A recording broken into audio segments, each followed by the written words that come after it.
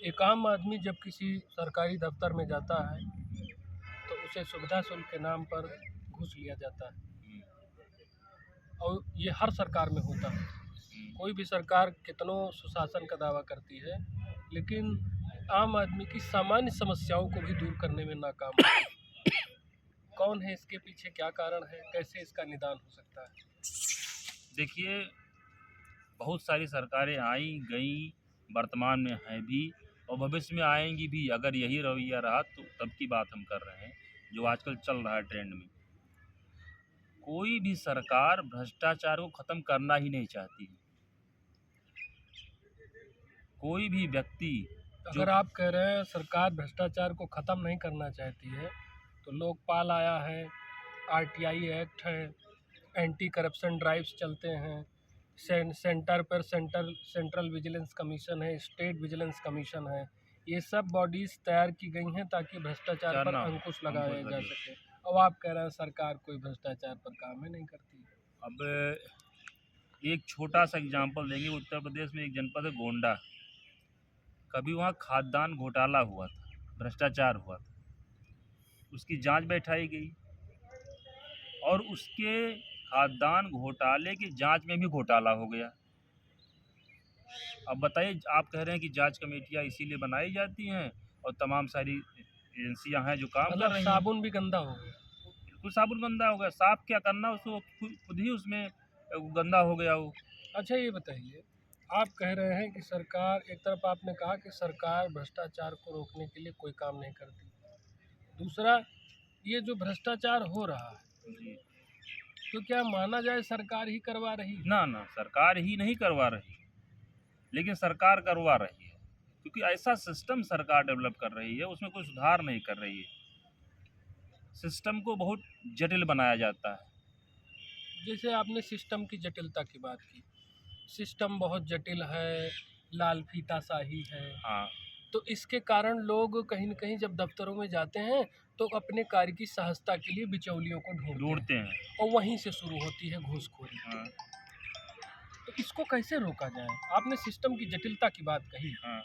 यानी कहीं न कहीं आप चाहते हैं कि लाल फीता शाही को ख़त्म किया जाए। ख़त्म होना चाहिए, तभी तो जनता अपना काम करवा पाएगी या अपनी बात को कह पाएगी।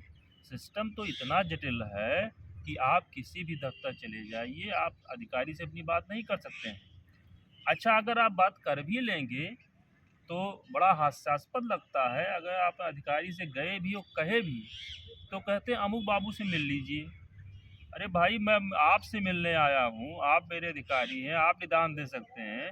आप कह रहे हैं कि फला बाबू से मिल लीजिए। नहीं, वो सरकारी तंत्र के अधिकारी हैं, हमारे सेवक हैं वो। हाँ, ठीक है, हम थोड़ा हो सकता है बोलने में गलती हुई है, लेकिन है तो अधिकारी ना। हमारी समस्या का समाधान वो दे सकते हैं, इसीलिए तो मैं उनके पास गया हूँ। अगर वो कहते हैं कि बाबू से मिल लीजिए तो इसका क्या मतलब हुआ? भाई, बाबू से ही मिलना है, बाबू को अगर अधिकार है तो मैं उन्हीं से मिल लेता। रिश्वतखोरी में अधिकारी स्वयं आगे ना आकर अपने लोगों को या बिचौलियों को लगा करके धन उगाही करते हैं जी, ये बातें सामने आती हैं। जी, सारी व्यवस्था के टॉप पर बैठी शासन व्यवस्था। अब मैं पूछता हूँ कि शासन व्यवस्था चलाता कौन है? राजनीतिक दल। जी, जी, जिसको भी जनता का मैंडेट मिला जी, उसको जनाधार मिला, वो सरकार में आ गई। जी, जो राजनीतिक दल अपने आय व्यय का विवरण आरटीआई के दायरे में नहीं रखना चाहता, हाँ, जो राजनीतिक दल कहाँ से उसको चंदा प्राप्त हो रहा है, नहीं बताना यानी चाहता। अगर आप सीधे तौर पे कहें तो कोई जितने भी राजनीतिक दल हैं वो काले धन पर ही सरवाइव करते हैं। हाँ, अब जब वो सत्ता में आएंगे तो उनका चरित्र तो वही रहेगा। बिल्कुल वही रहेगा। जो चरित्र पहले था वो बाद में भी रहेगा उनका। फिर मैं आपसे पूछना चाहूँगा कि क्या सामाजिक कारण क्या है भ्रष्टाचार बढ़ने के? हम कहाँ तक स्वयं जिम्मेदार हैं जो भ्रष्टाचार को बढ़ावा दे रहे देखिए, हैं? आपने बहुत सही सवाल उठाया है। हम वहाँ तक जिम्मेदार हैं कि भ्रष्टाचार को बढ़ाने में पूरा हमारा सहयोग होता है, जैसे हमारा समर्पण होता है। सहयोग नहीं, हमारा समर्पण होता है। जैसे कारण है, मैं जाऊँगा, मान लीजिए आप किसी दफ्तर के अधिकारी हैं, आपके नीचे तमाम कर्मचारी काम कर रहे हैं, मैं काम करवाने जाऊँगा और ईमानदार बनूँगा कि मेरी गलती नहीं है और मैं गलत नहीं हूँ साहब, मेरा काम कर दीजिए। साहब उसको ना तो नहीं कर सकते हैं, लेकिन उसको लिंगर ऑन कर सकते हैं, टाल सकते हैं। तो इसी टाल मटोल अब से बचने के लिए टाल मटोल कर देंगे, भाई दिन भर में गया, अपना समय बर्बाद किया, हो सकता है घर से बहुत दूर वो ऑफिस रही हो, किराया भाड़ा भी खर्चा करना पड़ा होगा, लौट आया, फिर दूसरे दिन जाऊंगा, फिर अधिकारी मिलबे नहीं करेगा, तीसरे दिन जाऊंगा, कर्मचारी उसका मिलेगा, कहेगा साहब नहीं है। मतलब ऐसे हमको 4 दिन 5 दिन दौड़ना पड़ेगा। तो 4-5 दिन में हम कुछ पैसे खर्च करेंगे।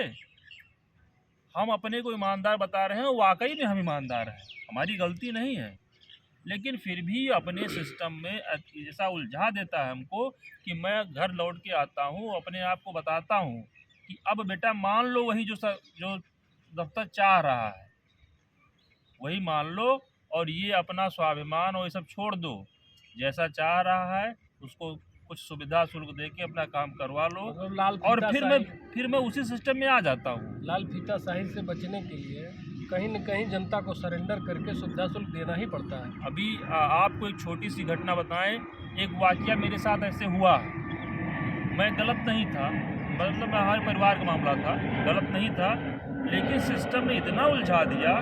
तो मैं किसी के माध्यम से एक अधिकारी महोदय से मिला, थोड़ा रिश्ता बढ़ी, अधिकारी से अपनी बात बताया, तो उन्होंने कहा कि ठीक है आप सही हैं, ठीक है आप सही हैं, गलत नहीं है, मैं भी मानता हूँ, लेकिन सिस्टम को आप फॉलो कीजिए, सिस्टम को आप फॉलो करेंगे तो आप सुकून में रहेंगे। कहीं न कहीं ये इशारा था कि जो हाँ, तंत्र जो भी बनाया चल गया रहा हो उस तरह से आप भी आइए। तो ये सारी स्थितियाँ हैं। अब इस पर तो आपने बता दिया कि हम लोग स्वयं भी काफ़ी हद तक जिम्मेदार हैं। हाँ, आ, ये राज्य सरकार, केंद्र सरकार प्रायः एक हेल्पलाइन जारी करती है, कुछ फ़ोन नंबर्स होते हैं हाँ। कि अगर कोई सरकारी तंत्र में कोई सरकारी अधिकारी घूस मांगता है, घूस की मांग करता है, तो आप इस पे संपर्क कीजिए। इसका कहाँ तक जनता उपयोग कर पा रही है? क्या ये सार्थक सिद्ध हो रहा है भ्रष्टाचार को रोकने में? मुझे तो नहीं लगता, देख रहा हूँ मैं चारों तरफ। देखिए एक छोटा सा सीन मुझको याद आ रहा है, कोई फिल्म थी, नाम भी नहीं याद आ रहा है, अमरीश पुरी उसमें था। अमरीश पुरी वो बहुत बड़ा ईमानदार बन रहा था, यही मुझको याद आ रहा है, वो ईमानदार बन रहा था, एक अस्पताल में एडमिट हुआ, लोग उसको पागल प्रमाणित करने के लिए उन्होंने षड्यंत्र बनाया, अस्पताल के प्रशासन ने, और कहीं से दबाव था।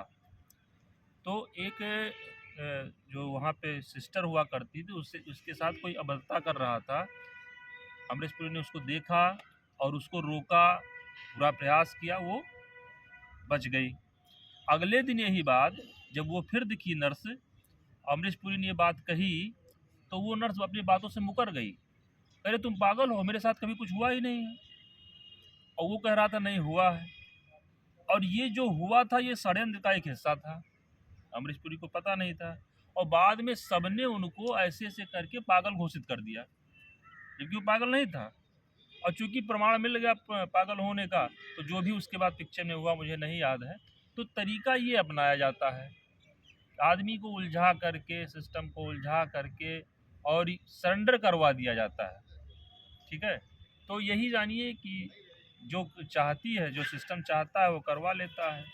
तो कहीं न कहीं ये सिस्टम तंत्र जो भी बने हुए हैं ये जिम्मेदार हैं, और इसमें आदमी मजबूर होकर के सरेंडर करता है। अंग्रेजी शासन में जिस तरह से जनता का शोषण होता था, दोहन होता था, सत्ता बदली, क्या व्यवस्था बदली?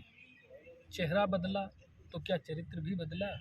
आज आप अंग्रेजी हुकूमत से आप भारतीय लोकतंत्र में हम लोग सांस ले रहे हैं, क्या बदलाव देख रहे हैं? देखिए, और मैं आपसे ये भी जानना चाहूँगा कि भ्रष्टाचार के ऐतिहासिक कारण भी हैं। कुछ ऐतिहासिक कारणों से भ्रष्टाचार फैल रहा है और आज भी अनवरत जारी है। जैसे आप बताइए किस पे। जैसे मैं कहूँगा कि अंग्रेजी समय में बने कानून, हाँ वो तो है। वो कानून व्यवस्था अगर आज भी हमारे ऊपर थोपी गई है, तो कहीं न कहीं भ्रष्टाचार को बढ़ावा ही मिल रहा है। जी जी, ये तो तो सही। इसको आप कितना सहमत हैं इस बात से? देखिए हम 2-3 बात कहना चाहते हैं, आपके प्रश्न से मुझे लगा कि 2-3 प्रश्न निकल के आ रहे हैं कि व्यवस्था बदली, मतलब सरकारें बदली, व्यवस्थाएं नहीं बदली हैं, ठीक है, चरित्र नहीं बदला लोगों का, चेहरा केवल बदल गया है। तो इसमें ये तो मानना पड़ेगा कि कहीं न कहीं जिस परिवेश में हम रहते हैं वहाँ समस्याएं भी होती हैं और सुविधाएं भी होती हैं। मैं उस कानून की बात कर रहा हूँ जो अंग्रेज़ों ने बनाया, जिसकी वजह से मैं आज मैं चलिए ठीक पहले उसी पे आते हैं। अंग्रेज़ों के बनाए गए कानून जो उस समय बनाए गए थे, हो सकता खैर उचित तो उस समय के लिए भी नहीं था, वो भी गलत था, लेकिन वो कानून पूर्णतः बदल दिए जाने चाहिए। उन्होंने जो नौकरशाही में भारी इजाफा किया जी। और एक हायरार्की डेवलप हुई शोषण की अलग अलग लेवल पे, हाँ, आज वही तंत्र वही पूरी चलता व्यवस्था को संचालित कर रहा है और वही जो है आम आदमी के शोषण का सबसे बड़ा मुख्य कारण नौकरशाही को माना जाता है, लाल फीताशाही को माना जाता है। इसके निवारण के लिए आपका क्या सुझाव है, क्या बदलाव किए जाने चाहिए? जबकि तमाम हमारे पास लोकपाल हैं, विजिलेंस कमीशंस हैं, एंटी करप्शन ड्राइव है, लेकिन वो रिजल्ट नहीं मिल रहा है। टेबल के नीचे का पैसा कैसे रुके, इस तरफ आप कुछ प्रकाश डालिए। देखिए, टेबल के नीचे का पैसा रुकने का दो ही तरीका हो सकता है। या तो व्यक्ति के साथ कड़ाई से अनुपालन कराया जाए, तो ऐसा है नहीं। कोई भी सिस्टम जीरो से टॉप तक भ्रष्ट है। हम थोड़ा भ्रष्ट हैं, हमारे ऊपर थोड़ा ज़्यादा भ्रष्ट हैं। नहीं, अगर बात क्या अच्छी करते जो हैं। जो ये कानून बने हैं, लचर कानून जिनको हाँ। आप कहते हैं, अगर इनमें सुधार हो जाए, हम लोग इसमें मजबूती लाएं, अच्छे कानून बने, उनका सख्ती से अनुपालन हो, तो क्या इससे प्रभाव नहीं पड़ेगा, अंकुश नहीं लगेगा कुछ? देखिए, प्रभाव अब फिर मैं वही कह रहा हूँ कि सरकार जिम्मेदार होती है। आपको ले चलें 92 या 93 में, मैं मुझे अपनी बात पूरी कर लूँ।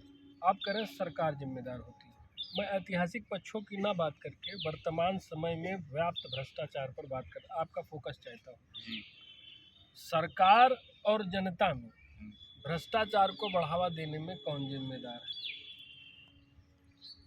देखिए, दोनों जिम्मेदार हैं। सरकार सिस्टम बनाती है, सरकार के लोग भ्रष्टाचार के सिस्टम बनाते हैं, और कुछ जनता उसमें काम करती है, कुछ जनता उसमें भूनी जाती है। आइए सदर तहसील का उदाहरण ले हाँ, लें। चलिए। सदर तहसील में, तहसील के अंदर बहुत सारे, अगर सारे कर्मचारियों को आप गिन लीजिए तो 100-150 लोग काम करते हैं, इससे ज़्यादा नहीं काम करते हैं। और सदर तहसील के अंतर्गत जो सदर एरिया है, विधानसभा आप जो मान लीजिए तहसील का, 250 गांव आते हैं। 250 गांव की आबादी आप जरा देखिए, तो क्या बाहर से 100 लोग 200 लोग आ करके अभी खड़े हो जाएं तो किसी की हिम्मत है भ्रष्टाचार कर लेगा?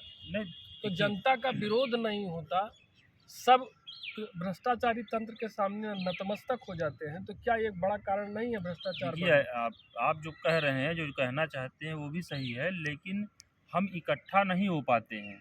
हमको कहीं न कहीं तोड़ लिया जाता है। असल में मैं अगर जाता हूँ और उनको लगता है, सिस्टम को ये लगता है कि ये 100 लोगों को लेके खड़े हो जाएंगे, तो आप कैसे कह रहे हैं कि इकट्ठा नहीं हो पाते हैं? हम तो देखते हैं नेताओं की रैलियों में गाड़ी की कमी नहीं होती, भीड़ की कमी नहीं होती, मोटरसाइकिल से तमाम छोटभैया नेता जिंदाबाद जिंदाबाद के नारे लगा के घूमते रहते हैं। दोनों का उद्देश्य अलग होता है।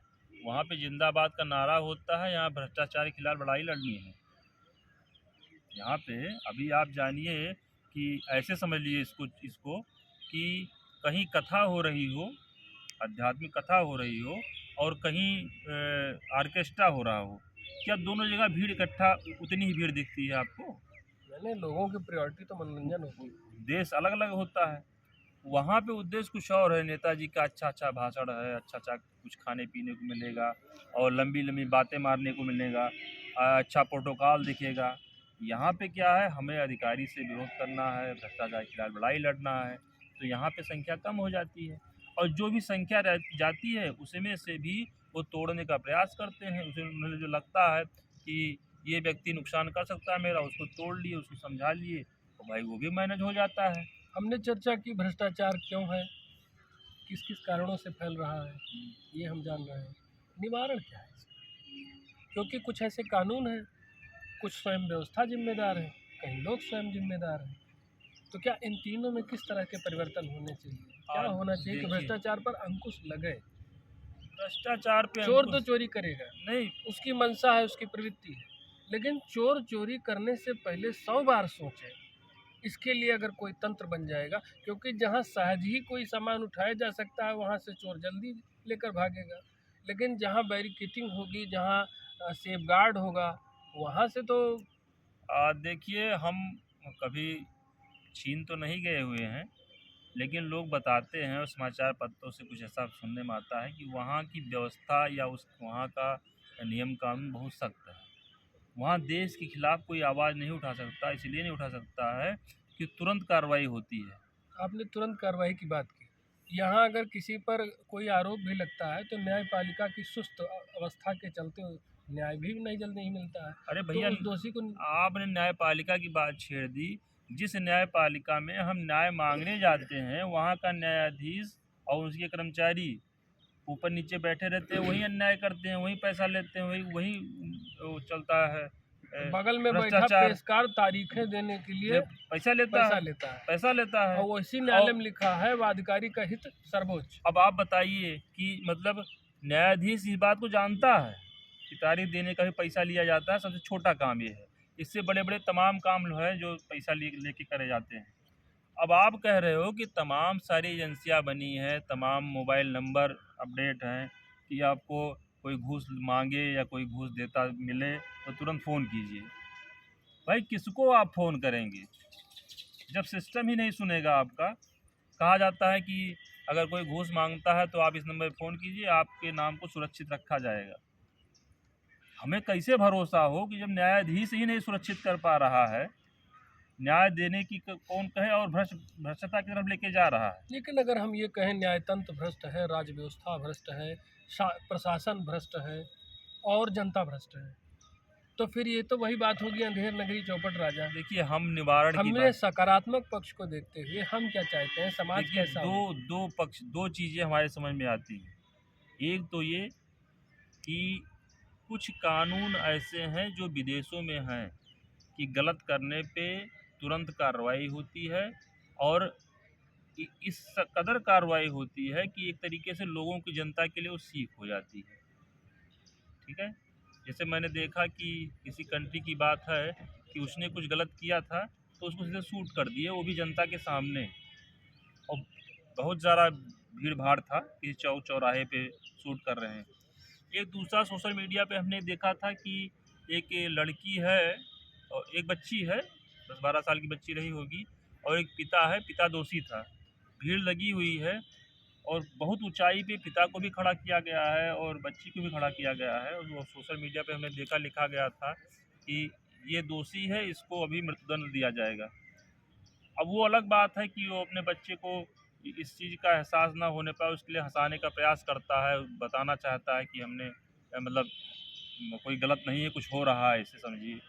लेकिन हम कहते हैं कि वहाँ का जो कानून था, उसने तुरंत डिसीजन दे दिया।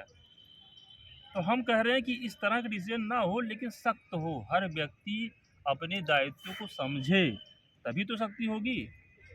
मतलब और दूसरी चीज़ ये है कि हर व्यक्ति की विचारधारा चेंज हो, बदले।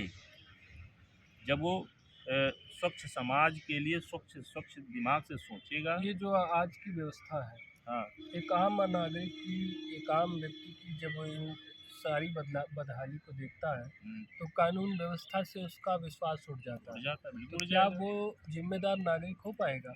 जहाँ न्यायतंत्र भ्रष्ट हो, वहाँ किसी आरोपी को, किसी अपराधी को सजा मिल पाएगी? तो फिर भ्रष्टाचार कैसे रुकेगा? देखिए, तमाम एजेंसी आप कुछ भी बना लीजिए, अंत में तो लोग न्याय के लिए न्यायालय ही जाते हैं। आप तमाम समाचार पत्रों के माध्यम से देखते हैं कि पुलिस विभाग में भला साहब ने, चाहे वो दरोगा हुए, चाहे वो ईसाई, जो कुछ भी हुए, वो घूस लेते पकड़े गए। तो ये तो सुन के आ रहा है, तो ऐसे तमाम सारे घूस लिए जाते होंगे। जो पकड़े गए उनको तो बताया जाता है। पकड़े भी जाते हैं, वो पकड़े जाते हैं कि जो अपने आप को मैनेज नहीं कर पाते हैं। जिस पकड़ने वाली एजेंसी मतलब से जो मैनेज पकड़ा नहीं नहीं होगा, गया वही चोर है, जो पकड़ा जो गया पकड़ा वही गया वो वही चोर चोर है। बाकी सब अपने को ईमानदार कहते हैं। ठीक है? और मैं तो ये कहता हूँ, आज के परिवेश में जिनको अवसर नहीं मिला वही ईमानदार है, जिनको अवसर मिला वो भुना लिए। तो ज़रूरत दो चीज़ें हैं कि उच्च विचार हो हमारे, और सरकार भी इस तरफ ध्यान दे। और अगर ऐसा नहीं होगा तो टेबल से नीचे वाली व्यवस्था को ख़त्म नहीं किया जा सकता है, ये आगे भी बढ़ती रहेगी। किसी दार्शनिक ने कहा था, मनुष्य स्वभावतः भ्रष्ट होता है, लालची होता है। हाँ। तो इस लालच पर कोई अंकुश लगाने के लिए व्यवस्था की जिम्मेदारी है, क्यों लगाए? इस स्टेटमेंट से आप कितना सहमत हैं? देखिए, अगर दार्शनिक हैं तो उन्होंने ऐसा कहा तो बहुत बहुत सोच के कहा होगा, लेकिन मैं थोड़ा पीछे आपको ले जाना चाहता हूँ, क्योंकि मैं प्राइमरी विद्यालय का पढ़ा हुआ व्यक्ति हूँ। प्राइमरी विद्यालय में जो हमारे समय के या हमसे पहले के जो भी शिक्षक होते थे, वो बहुत ही आइडियल होते थे। आप जो जिस तरफ हमको ले जाना चाहते हैं, तमाम उदाहरण दे करके बताना चाहते हैं, हम ये आपसे कहना चाहते हैं कि आप मुझे बुलेट पॉइंट्स में बताइए कि आखिर आप भ्रष्टाचार को रोकने के लिए व्यवस्था क्या है, कैसे इसको रोका जाए? मैं कोई उदाहरण नहीं चाहता, नियम कानून बदले जाएं, सख्त बनाए जाएं, अनुपालन अच्छा हो। अनुपालन करने वाला ईमानदार हो, जो अनुपालन करवा रहा है वो भी ईमानदार हो, तो भ्रष्टाचार को रोका जा सकता है, बड़े आसानी से रोका जा सकता है। और अगर अनुपालन करवाने वाला भी भ्रष्ट है तो संभव नहीं है कि इस भ्रष्टाचार को रोका जा सके। और इसी भ्रष्टाचार के नाम पर तमाम सरकारें बनी, बाद में कुछ कर नहीं पाई। आपने देखा होगा दिल्ली के जंतर मंतर पे तमाम आंदोलन हुए इसी को लेकर के, वो बार बार सरकार बनाई, लेकिन आज तक भ्रष्टाचार को रोका नहीं जा सका।